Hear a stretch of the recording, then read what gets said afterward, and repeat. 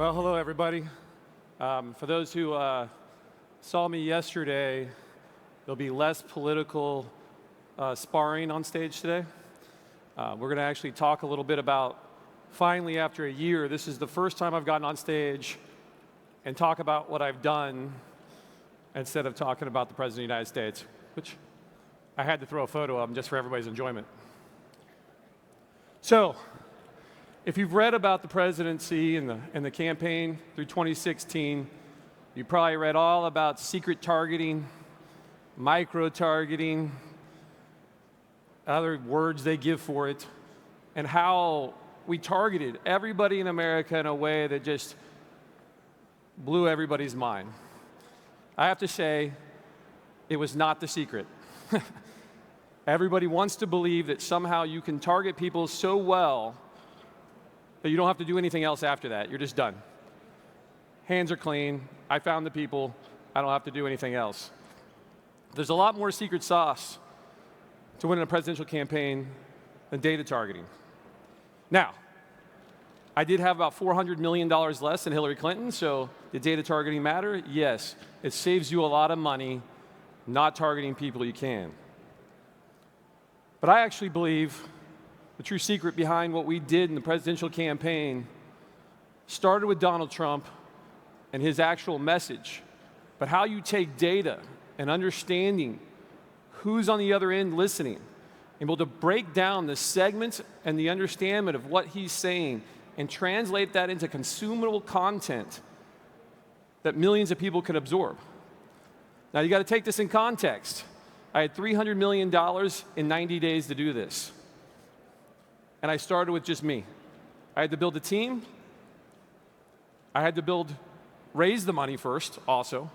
We started with $0 in the bank. Well, Mr. Trump wrote like a little bit of money. And we had to get going. And a lot of this all comes down to how you translate content. Now, I've been doing this for about 20 years. I started making websites the summer of 1996. That makes me old. But a lot of people never continue to transition from that into a digital marketer, and that's something I did. But something I've learned over these years, as data science has started to grow, people have started to separate data from content strategy and forgetting that we're all still humans. So I kind of take that as the square peg round hole, which is, hey, data scientists, go find the audiences. Hey, content people, make me content. And take that content, smash it in with the data, and say, oh, why isn't it working? And then when you see this across the other presidential candidates that ran, you saw this a lot. You saw the content team having a strategy of what the message was from the candidate, but the data just not matching up with that. So as you see, silos in decision-making drive repeated failure. And I think this is one of the key problems in advertising agencies and companies across the United States. And I don't know how it is in Europe. I don't have a lot of customers in Europe, but I got a lot of customers in the United States. And what happens is the teams all start. So if you look at the presidential campaign, prior to us really getting integrated, you had a comms department, you had people on TV, which is called, and then you have a data team, and you have a ground game, and you have a TV program. For the first time in presidential history, most of that was combined into my team. So as the data director and digital director, I was in charge of TV buying, the mail program, the phone program, the door knocking program, the social media program, the advertising, the fundraising, and all of that from a centric view from digital and data. Now, the other campaign ran siloed. I think that's a disadvantage because they don't know what's happening, and it drives you to failure because the comms team goes one way, the mail program goes one way, the phone program goes another way, and the digital program goes another way. So this is what I actually believe is happening with all these companies you see now with big data. We've become data rich and content poor. It's a big statement. We forgot about emotion and feeling. I'm going to tell you a story that I told to the campaign when I first got there about why they should hire me to do all the advertising. I said about 16 years ago, there was this man named Steve Jobs. And he had this device. And And what happened is he gets up, and there's two screens behind him. On the screen on the right, he plays the TV commercial. And that TV commercial plays a music device. And it shows the amazing engineering of the device. It opens up. It shows the gold-plated microphone jack. It shows the hard drive with the 20,000 songs. It's an engineering marvel like you've never seen before. It's Wi-Fi connected way back when. It literally does everything you could ever imagine engineering-wise. And it shows all that to you in 30 seconds and the commercial ends. And everybody's like, woo, that's amazing. And then the other screen opens up. And it's a silhouette of a woman with a microphone cable, and she's dancing. And it says, iPod, this is how it's going to make you feel.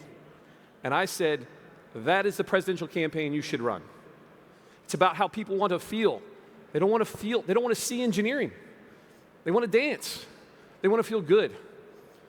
When iPhone came out, we didn't see commercials of how great a phone it was. I don't even really still think it's that great of a phone now. But man, you can take pictures of your kids, you can listen to the music, you can read your email, you can do all these things, and you love the feeling that gives you. And we forget that we become data rich and content poor. We forgot that humans want to feel emotion. And don't let data science drive you into poor decisions. Instead, it is the directional arrow to make us more human, not the opposite.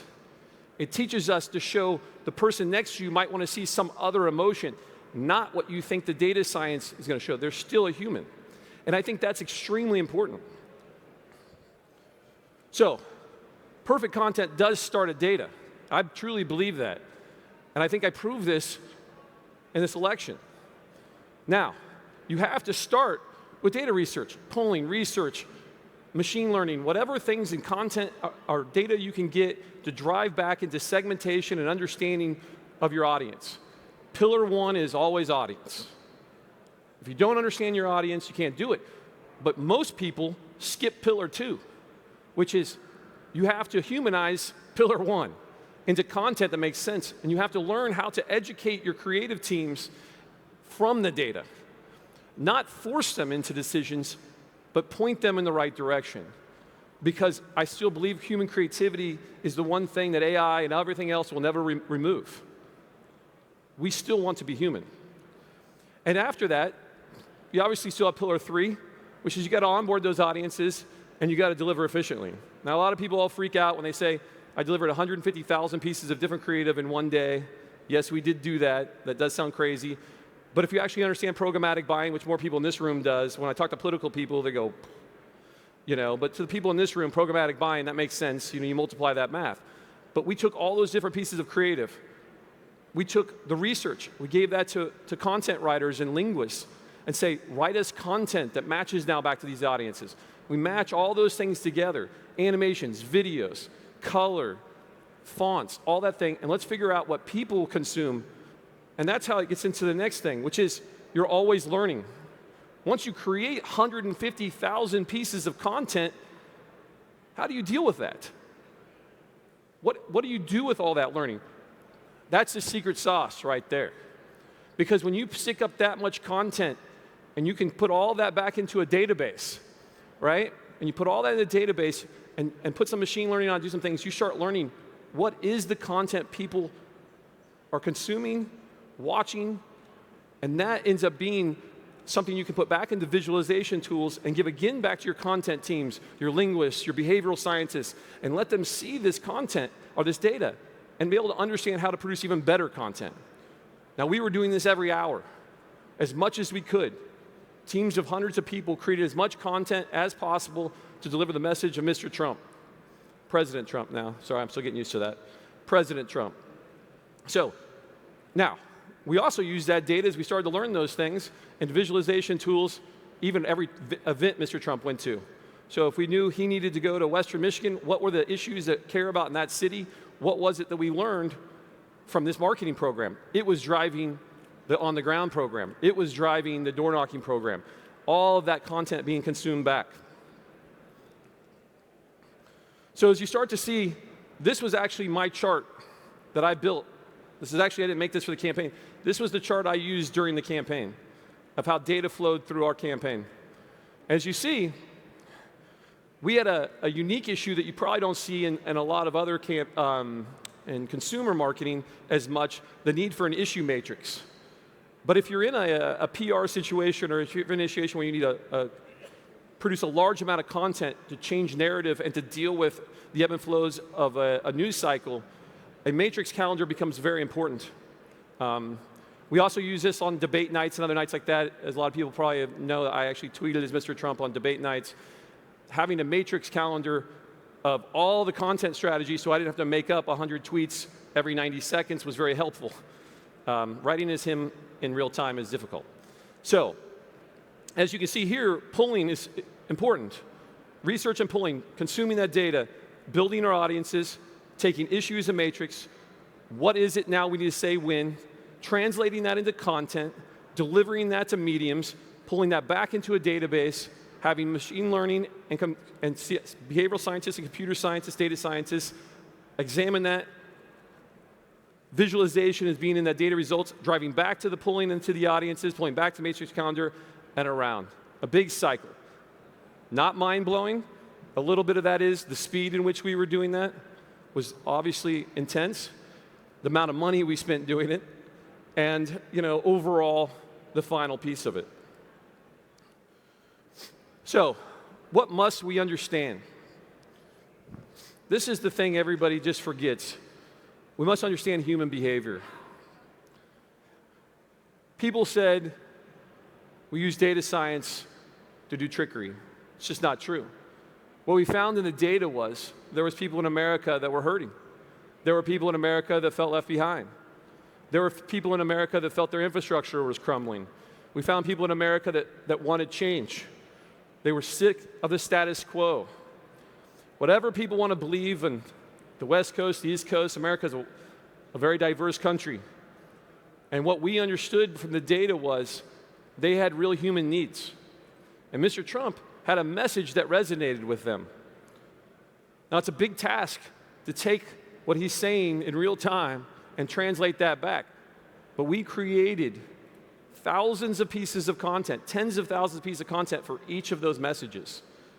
We had to do it for raising money, for getting people to show up, to vote, all these different items. But if I'm going to take Mr. Trump's message of infrastructure, I can't show that to a person in a city that doesn't care about that, or a person that doesn't show about that. I want to show them something that's related to them. So that's where the targeting does matter. But that's only the first piece. If I have them sitting there, and they are about infrastructure, I need to show them a piece of content that makes them feel emotional. On the first day of the campaign, I walked in, I said, if I can make everybody in America drop one single tear for Donald Trump, he'll win in a landslide. Didn't matter about everything else. It mattered that they understood and felt that they wanted change. I think Obama did that well in 2008. It was that hope and change. It didn't come, and then you had even more opportunity for change.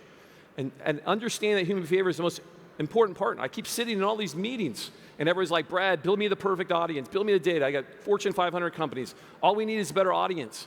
I said, no. Sometimes you need a better product.